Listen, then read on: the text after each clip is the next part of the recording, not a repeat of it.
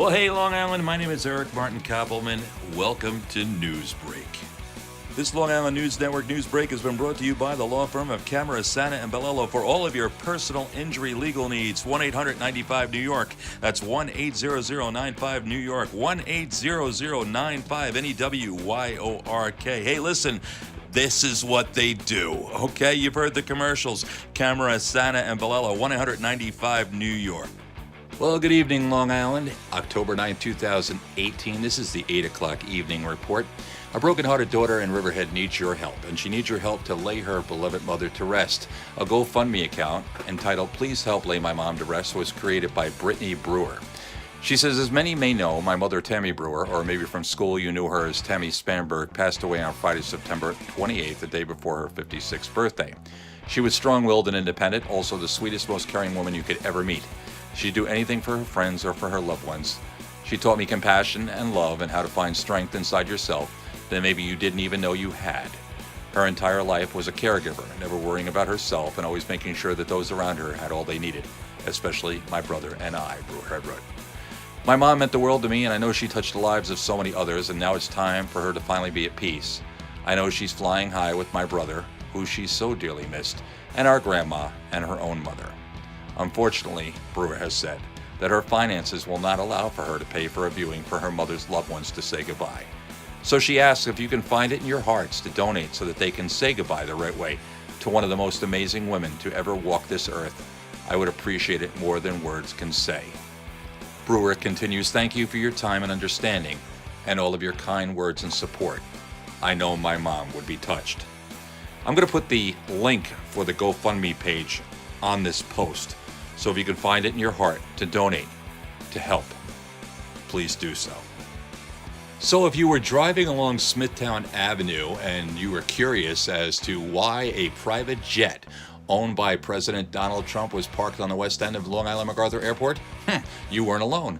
You see, while Trump, who now travels on Air Force One, is slated to lunch with Secretary Mike Pompeo on Tuesday, the private jet is on Long Island for maintenance. The jet has been at the airport for a couple of weeks for maintenance. And now the jet, which Trump purchased from Microsoft co-founder Paul Allen, is typically kept at LaGuardia Airport. That's according to published reports. It's now been gracing the presence of the Long Island MacArthur Airport. Let me tell you, Long Island MacArthur Airport has come a long way. I can remember as a kid going to a little tiny fence with my parents and watching the small planes take off and hearing my mom and dad say, you know, someday this will be a major airport, and everybody around there going, nah, but you know what? It is today. Long Island MacArthur Airport. So if you see Trump's plane along Smithtown Avenue, it is Trump's plane along Smithtown Avenue.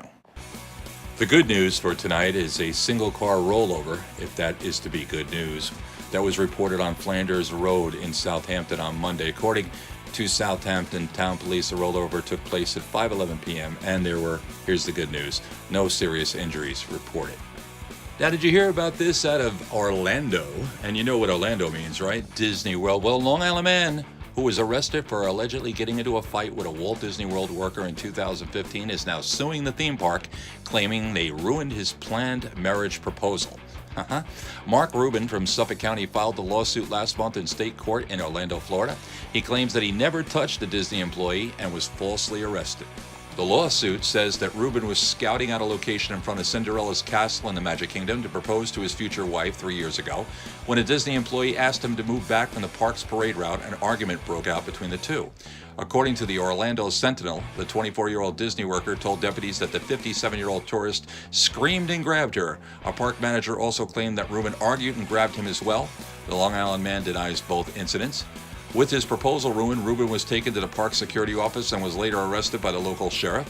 He pleaded no contest to disorderly conduct. Rubin is suing Disney for negligence and claims that the park did not release its surveillance video because it proved he did not touch the employees. This is what I like to call God in heaven going, what the hell is going on? Well, Mayor Bill de Blasio, he signed a bill that adds a third gender category on a birth certificate that's issued in New York City. The new non-binary identity category, known as X, for those who don't consider their gender to be male. Well, how can you not consider yourself to either? I'm not even going to get into this right now, but oh boy, how can you consider either you are a male or you are a female? You know what? Stuff like this really pisses me off. All right. A letter from a physician or an affidavit by a licensed healthcare provider will no longer be provided. Residents can now submit their own affidavit requesting a change in gender identity. This is getting out of hand, okay?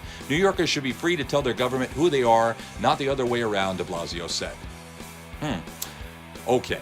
This new legislation will empower all New Yorkers, especially our transgender and gender non-binary residents, to have birth certificates that better reflect their identity, and it furthers the city's commitment to defending the rights of the LGBTQ community. And that's all I have to say about that, because if I start going here, I'm going to get a lot of hate mail. This is in the category of why didn't this ever happen to me? Because it never did. The Montgomery Township High School called police about this matter. Now check this out. A New Jersey high school's teacher is under arrest for allegedly sending nude pictures to a 17-year-old student. During the course of the investigation, the student told authorities that he had been receiving nude pictures from Michelina R. Kelly, she's 29, for several months, and she also had sexually explicit online chats with him.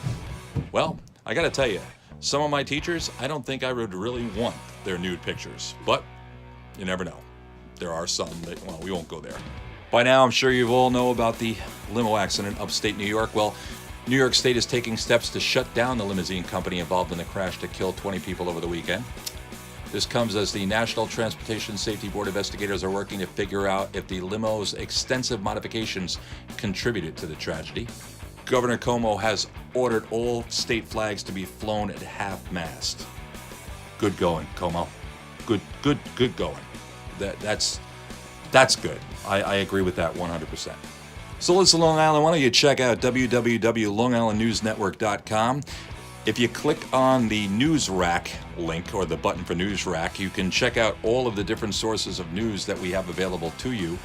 Some of your favorite magazines and news papers if you want. So as you're traveling along and you don't have time to stop and buy the paper, you can check it out digitally right here on Long Island News Network's website. So check it out, www.longislandnewsnetwork.com. For Long Island News Network and for Newsbreak, my name is Eric Martin Koppelman. Hey, Long Island, let's make it a great evening.